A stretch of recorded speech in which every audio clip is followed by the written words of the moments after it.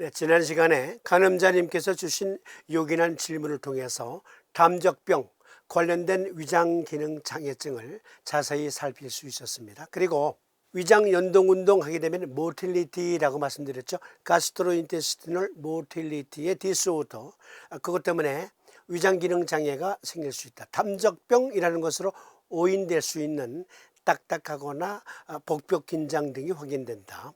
그리고 치료법 같이 토론했는데요. 반화사심탕증을 통해서 보다 자세히 담적병 위장기능장애에 대해서 우리가 토론하기로 했었어요. 그런데 중간에 따끈따끈한 질문을 또 한 분이 주셨습니다. 금리라는 닉네임을 쓰시는 분께서 뚱뚱하고 습한 체질도 명치가 딱딱한데요. 왜일까요? 같은 이유인지 치료법도 알고 싶습니다. 마침 우리가 토론하기로 하는 반화사심탕증의 해답이 있어요. 소곤중탕은 통통한 사람에게는 못 쓰는 약이에요. 그런데 반화사심탕은 통통한 사람에게도 쓰고 매우 마른 사람에게도 증만 맞으면 쓸 수 있어요. 어떤 증이 있냐면 식욕부진, 트림, 구토 또는 구역, 설, 습연, 혀를 해보세요 하니까 좀 습해, 뺀질뺀질해, 백태, 심화비경, 위내정수, 복중내명, 설사 혹 변비. 심화비경, 명치 끝을 눌러보니까 처음에는 긴장해서 그런지 아파요 하는데 안찰하듯이 만져주니까 아우 시원해. 딱딱해요. 처음엔 만져보면 그것이 사라져요. 그게 심화비경. 위내정수, 복진을 해보면 물소리가 들려요. 우르릉 꽝꽝, 이건 장에서 우르릉 꽝꽝 소리가 나는 거야. 그리고 때로는 설사, 때로는 변비. 여기에 해답이 있어요. 부자사심탕, 반화사심탕, 생강사심탕, 감수사심탕. 오늘날 위장병의 약 50%는 이 4가지 사심탕으로 치료돼요. 나머지 50% 중에는 한 30% 정도는 소시오탕, 시오게지탕, 시오게지 건강탕 또는 대시오탕으로 치료됩니다. 어쨌든 사심탕증을 통해서 우리가 알 수 있는 것은 진단 요령, 어떻게 환자가 호소하는 증을 정확하게 읽어낼 것인가, 거기에 많은 도움을 얻을 수 있어요. 다시 질문자의 질문. 뚱뚱하고 습한 체질도 명치가 딱딱한데요. 왜일까요? 같은 이유인지 치료법도 알고 싶습니다. 다시 강조드립니다. 한의학의 과학화라는 말은요, 저만 쓰는 용어가 아니고요. 여러분 인터넷 검색해 보시면 한국 한의학연구원이라고 하는 국책연구기관이 있어요. 그리고 한의학 융합연구원이라는 국책연구기관, 정부의 펀딩을 받아서 운영하는 기관인데 두 기관 모두 홈페이지에 들어가 보면 과학적인 한의학을 추구한다 이렇게 되어 있어요. 그리고 담적병을 주장하시는 그 학회도 우리는 한의학의 과학화를 추구한다. 제가 쓰는 말이 아니고 과학적으로 살펴봅시다. 이곳은 즉 깍지 끼워진 그러한 것과 같은 결합 조직이 있는 밥통. 그런데 제가 잘못 오해했기를 바라요. 그러니까 그 학교에서는 누가 밥통이라 그랬어? 밥통이 아니고 가스트로인테스티널 이라면 제가 수정할게요. 네. 그런데 앞뒤 문맥을 보니까 밥통이에요. 어쨌든 밥통엔 몸에서 가장 방대한 조직을 자랑하는 갈트라는 면역계와 뇌다음으로 많은 신경계 등 가장 정예화된 군대 조직과 정보기관이 위장 내에 존재하고 있다. 그리고 위장 운동과 각종 효소 분비를 조절하는 호르몬계, 소화 효소와 각종 위장 보호 점액물질을 생산하는 분비기관, 그리고 음식물을 골고루 섞고 아래로 내려보내는 근육계, 전신에 영양분을 보내주고 공급받는 혈관 그물망 조직 등 매우 다양한 구조로 이루어져 있다.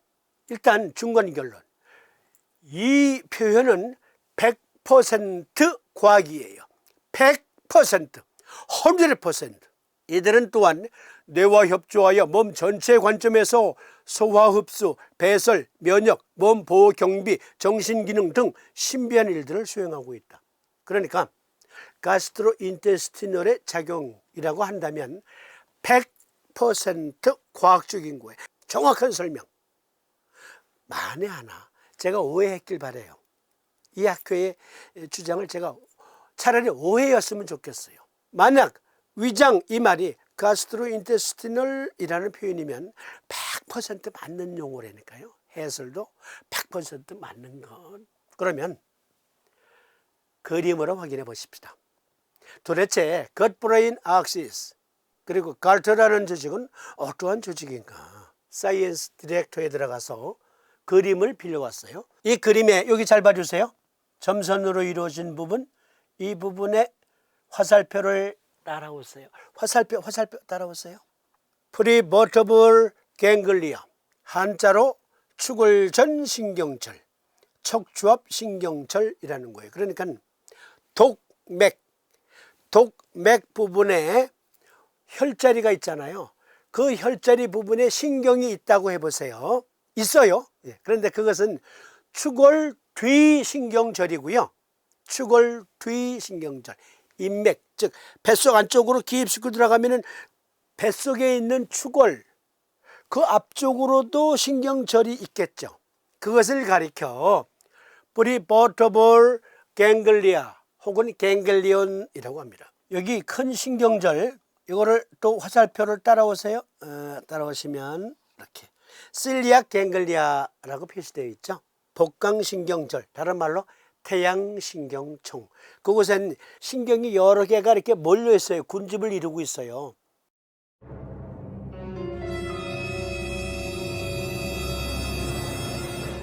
그런데 그곳의 정 가운데 가장 큰 신경이 있는 부분이 인맥의 중환혈자리예요. 중환혈. 그러니까 이 중환혈자리가 복강신경조직, 즉 겉브레인 악시스에서 조절자 역할을 해요. 컨트롤 역할을 해요. 실리아 갱글리아에서 컨트롤을 한다고요. 이 논문은 그걸 증거하고 있어요. 여기에서 조절한다. 그런데 서희들은 중환혈체에 약침을 때때려 넣습니다. 췌장염이나 췌장암 등등으로 복통이 있는데 면도날로 예리한 면도날로 후벼 파는 듯한 극심한 통증이에요. 극심한 통증. 그러면 등 뒤에 여기 실리악 갱글리아 쪽으로 사선으로 약침을 꽂습니다. 그러면 실리악 갱글리아에 정확하게 주입이 돼요. 그러면 그 약성분은 어디로 흘러 들어가냐면 췌장, 비장으로 흘러 들어가요.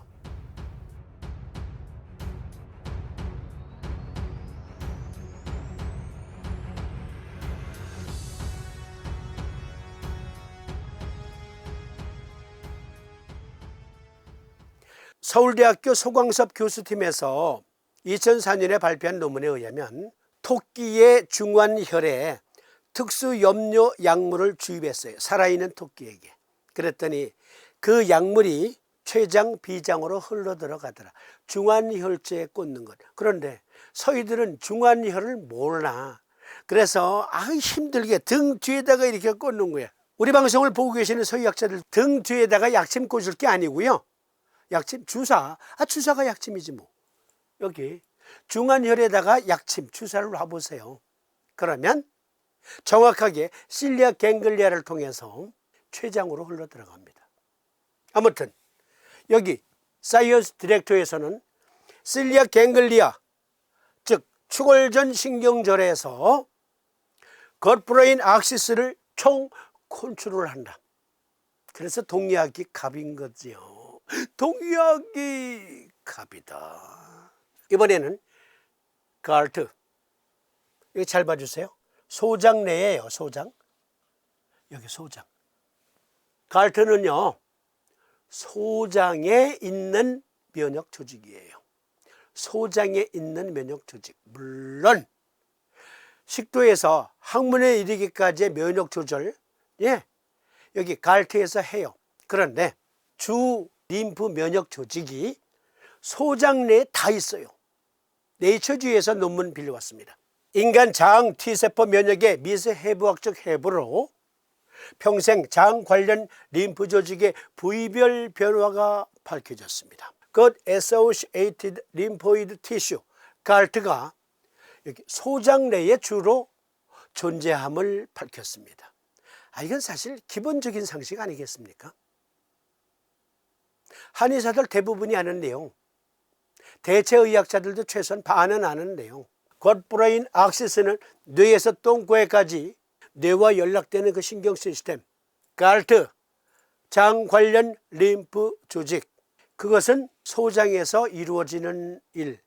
한의학의 과학화, 인체의 위장관의 복잡한 구조를 통해 평생 동안 적응 면역을 정의하는 것은 섭취된 항원, 공생 및 병원성 미생물, 질병의 기능장애에 대한 면역 반응을 이해하는 데 필수적입니다. 네이처지에서 빌려온 걸.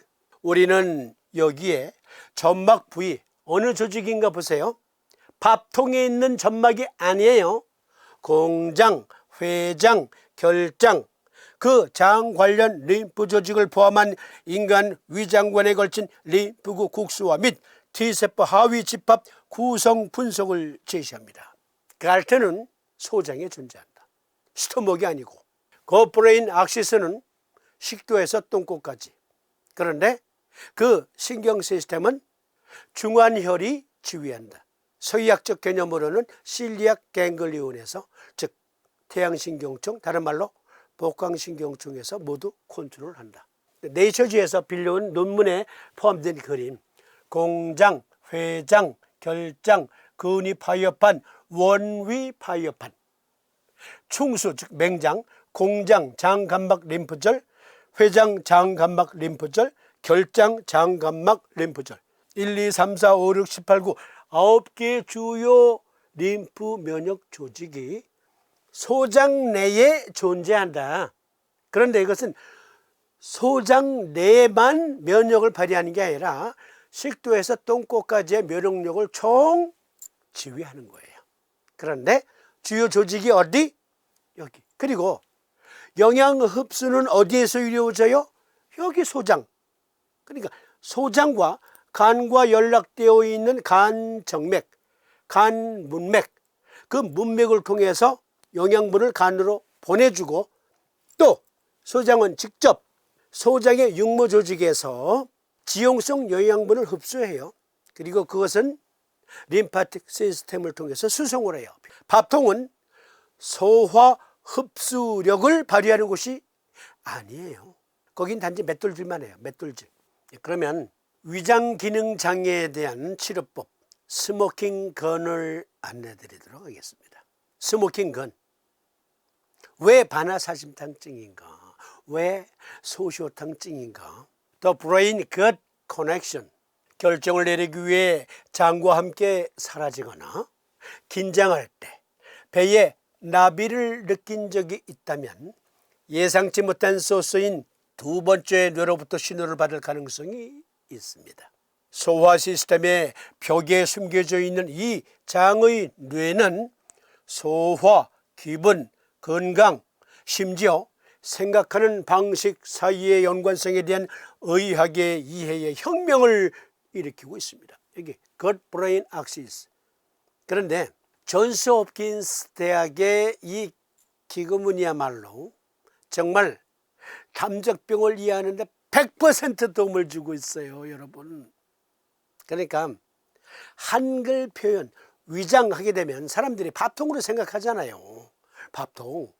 그런데 영문으로는 gastrointestinal이에요. 그런데 여기에서는 gut brain axis, 즉 복뇌를 장에 있는 뇌라고 아주 구체적으로 표현해요. 구체적으로. 그러니까 컨트롤은 중안혈이 하지만 역시 주작용은 어디에서 이루어지냐면, 조직으로 말하면 소장에서 이루어져요. 위장 기능 장애 어떻게 도와줄 것인가? 어떻게 진단해 낼 것인가? 과학자들은 이 작은 뇌를 장신경계 엔테릭 너버스 시스템이라고 부릅니다. 그리고 그것은 그렇게 작지 않습니다. 엔테릭 너버스 시스템은 식도에서 직장까지 위장관을 감싸는 1억 개 이상의 신경세포로 구성된 2개의 얇은 층입니다. 자기의 뇌는 무엇을 제어합니까? 식도에서 똥꼬까지의 모틸리티를 제어해요. 소화 흡수력을 제어해요. 그렇죠? 겉브레인 악시스에서 하는 일인데 그것은 필수 불가결하게 면역계와 연동이 되어 있어요. 그런데 면역세포는 주로 어디에 있어요? 어디에? 그렇습니다. 소장에 있어요. 하지만 중안혈처, 복강신경절이 모두 컨트롤해요. 겉브레인 악시스, 걸트 다 복강신경절이 컨트롤하는 일입니다. 자기의 뇌는 무엇을 제어합니까? 두개골의 큰 뇌와 달리 ENS, 즉 엔테릭 너버 시스템은 수표측의 균형을 맞추거나 사랑의 메모를 작성할 수 없습니다. 하지만 표현이 재밌어. 그것의 주된 역할은 음식을 분해하는 효소의 방출, 영양소 흡수를 돕는 혈류 조절, 제거에 이르기까지 소화를 조절하는 것입니다. 라고 존스 홉킨스 센터 for 뉴로엔테롤로지 디렉터인 제이 파스리차는 설명합니다. 장신경계에 대한 연구는 국제적인 주목을 받고 있습니다. 장신경계는 우리가 알고 있는 것처럼 생각할 수 있는 것처럼 보이지 않지만 우리의 큰 뇌와 주고받으며 심오한 결과를 가져옵니다. ENS는 과민성 대장 증후군 및 변비, 설사, 백만감, 통증 및 배탈과 같은 기능적 장 문제에 대처하는 사람들이 경험하는 큰 정서적 변화를 유발할 수 있습니다. 다른 말로 말하면 ENS는 기능적 가스트로인테스티널 문제를 대처하는 사람들이 경험하는 큰 정서적 변화를 유발할 수 있습니다. 페스리차는 이러한 새로운 발견은 IBS, 과민성 장 증후군 및 기능적 장 문제를 가진 사람들의 정상 비율이 정상보다 높은 이유가 우울증과 불안을 일으키는 이유를 설명할 수 있습니다. 중요한 이유는 미국 인구의 최대 30에서 40%가 어느 시점에서 기능적 장 문제를 가지고 있기 때문입니다. 다른 말로 바꾸면 미국 인구의 최대 30에서 40%가 어느 시점에서 가스트로인테스티널이라는 의미에서 위장 기능 장애를 가지고 있기 때문입니다. 엔테릭 너버 시스템과 센트럴 너버 시스템의 연결에 대한 이러한 새로운 이해는 과민성 대장 증후군 및 항우울제와 같은 장질환 치료 및 인지행동요법 및 의료 최면요법과 같은 심신요법의 효과를 설명하는 데 도움이 됩니다. 페스리차는 우리의 두뇌는 서로 대화함으로 한쪽을 돕는 치료법이 여기서부터 잘 받으셔야 돼. 다시 읽어드릴게요. 우리의 두 개의 뇌는 서로 대화함으로 한쪽을 돕는 치료법이 다른 쪽을 도울 수 있습니다. 정말 맛깔스러운 표현으로 설명하는데요. 어떤 면에서 위장병 전문의는 즉 소화기 질환을 전문으로 하는 의사는 두 번째 뇌를 진정시킬 방법을 찾는 상담사와 같습니다. 얼마나 멋진 표현이야. 그렇죠? 정서적인 문제가 위장 기능 장애에 대단히 밀접한 관계를 가지고 있어요. 그리고 면역적인 문제도 또 관련이 있고 GI motility 영상 조그맣게 띄워놓고 Gut Brain Axis 이번엔 듀크 대학에서 제공한 영상 보시고 말씀 이어드리도록 할게요. How the gut and the brain communicate has fascinated us for centuries. The gut-brain axis transforms information via the vagus nerve from food to feelings.